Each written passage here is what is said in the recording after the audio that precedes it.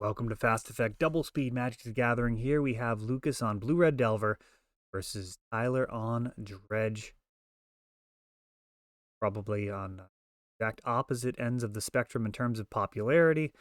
Though we've actually just covered this matchup for round one. So Tyler built his deck to beat Blue Red Delver in all likelihood, getting those matchups in the feature match area. See how this one works out for him. End step, discarding Thinkweed Imp. Like Lucas didn't know that Tyler was on Dredge. Either that or Tyler won the roll. Want to be on the draw versus Manaless Dredge. We have a Dragon Rage Channeler, I should say, along with Brainstorm. And he's just going to want to get a clock and try and hold down the fort long enough to not die. Daze is a hard counter. Of course, you've got Force of Will as well. Just preventing things from getting too out of hand if possible. Dread Return. Generally be lethal if it's hitting a Balustrade Spy. Out your entire library and win on the spot, so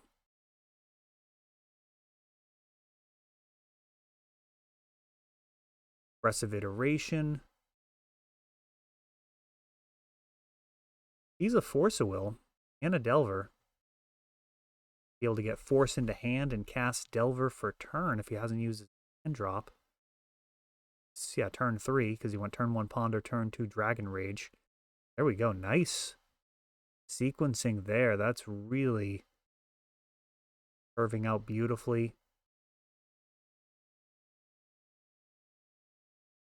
Another Spirit. Another Shadow, I should say, able to come back. Aggressive Iteration.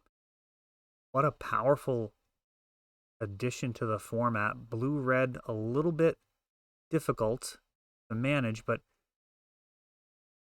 end up with Jeskai builds compared to Bant. I mean, you really want to be solidly in blue-red. This is not a card you're really splashing for.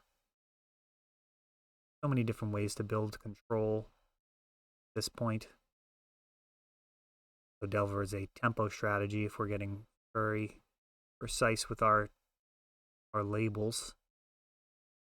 But Expressive certainly good enough for control decks as well. It's just really nice when you can get a win condition on board with that card that gets exiled for turn as well as a land. Every deck can get a land, but being able to add to the board with additional pressure is pretty nice. Another Shadow. Part of the engine that makes the deck work, allowing for Prize Amalgam to come back. To sacrifice him to Cabal Therapy, getting zombies.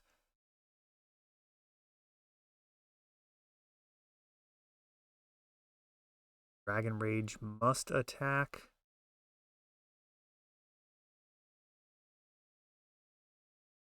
Aggressive Iteration.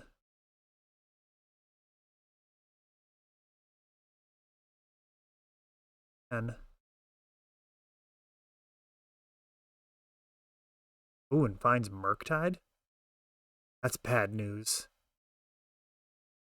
That is a big sequence there. You're talking about a 2-mana draw 2, essentially, finding your Murktide, which is another 2-mana play, with just 4 mana, going from one card and transforming it into this Murktide region and getting extra mana on board. This is super dangerous. We'll see how big he is. I think he might actually pretty close to the maximum 8/8 that he can come in with. Let's see.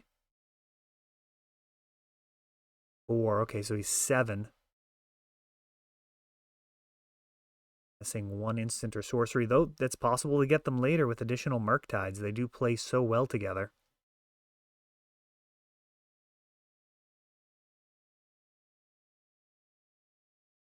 Tyler might have to make a decision to lose some of his board presence here just to push through some extra damage.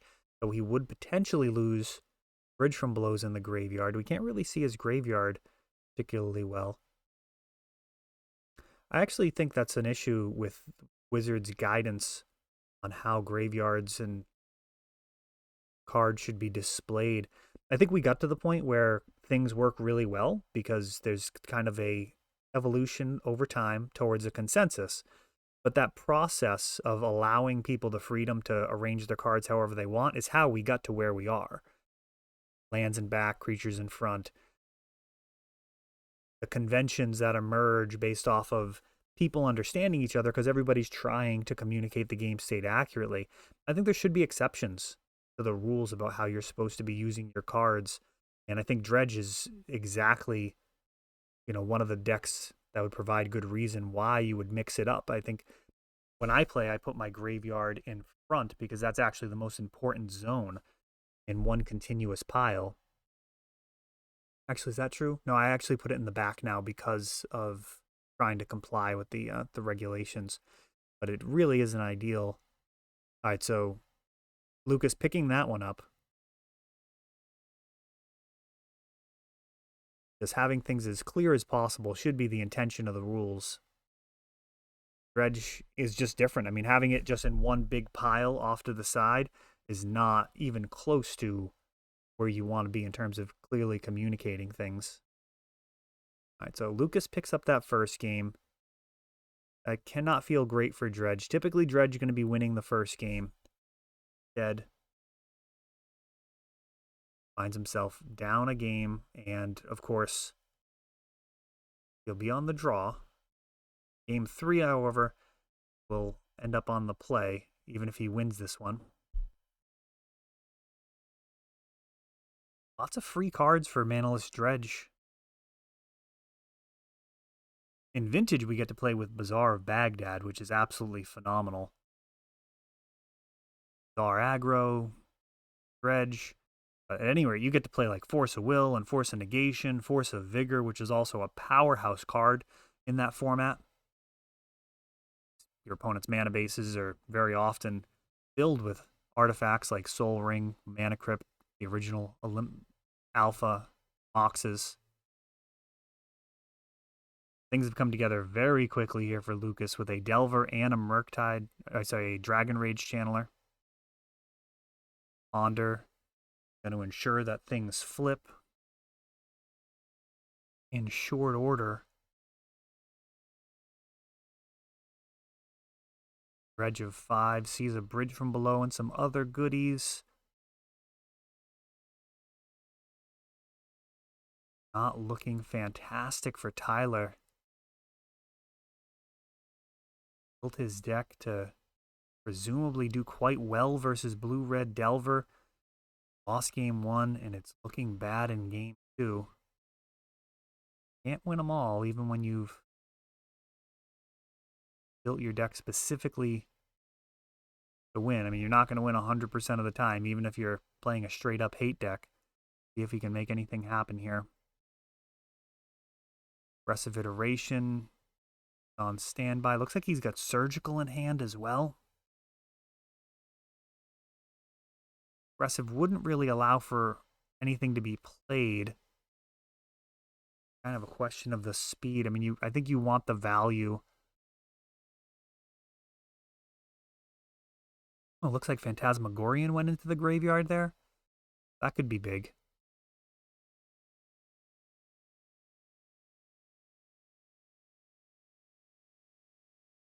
Discard cards collected in your hand that aren't doing you any good. You have an Unmask for Tyler. Surgical in response. Unmask is going to clear the way, but this Surgical's going to make a mess of the graveyard.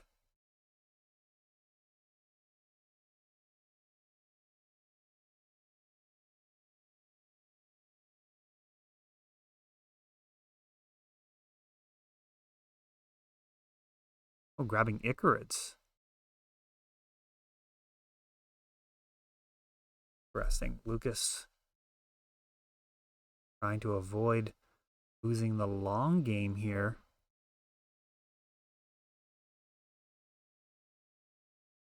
But he might just get blown out right now from this Dread return that can be discarded from hand.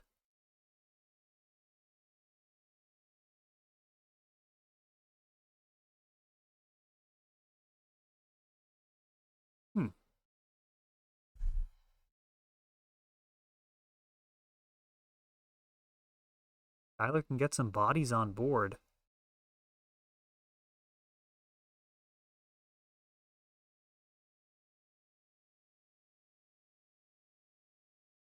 Traction. Gives you a lot of options. Let's see here. Spirit. Comes back. That's one body. It's a Cabal Therapy.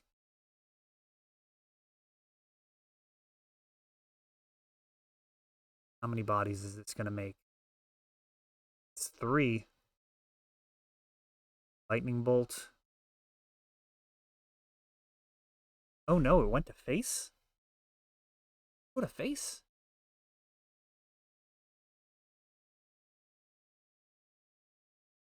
Eek.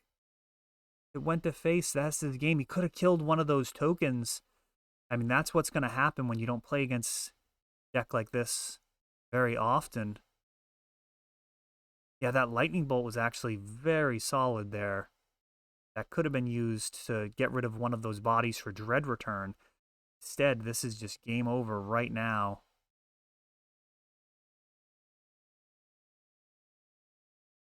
Layer of the Hatebound comes in. It's being sacrificed. And there should be some zombie tokens. Oh, and the prized amalgams. End of turn. Wow. All right. But certainly something to consider. So there's multiple situations there. I mean, there's so many things to consider. Lightning Bolt is one of the best cards that you can have in this matchup in terms of interaction. So I guess base level there, killing one of those 2/2 zombies would have prevented the Dread Return right away.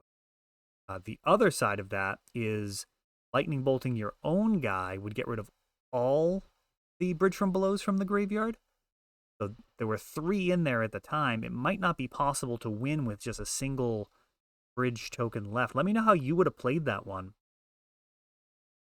It's tough to be playing against a deck you haven't played very much on camera for the significant prizes. I mean, this was well over a 1K. We do 100% of entries as credit to our top 8. We had 23 players for this one, so almost $1,200 in store credit. And then we have that leather playmat for the champion as well. Everybody gets a limited edition pin or magnet. Actually, see if this shows up on camera. This is actually Frost King here. So everybody got one of these. I just make enough for the anticipated turnout. Got a handful extra of those. We use those as door prizes and sell off extra ones as well. Dollars. Pretty much every weekend we're doing ELD open. Oh, and this is a mull finding Graft Diggers and surgical extraction. Graft Digger's Cage is a huge problem. Dredge is going to have to find essentially their, what is it? It's just going to be Force of Vigor, right?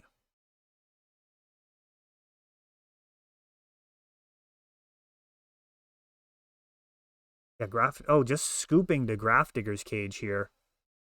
No green cards in hand. Would have needed to find...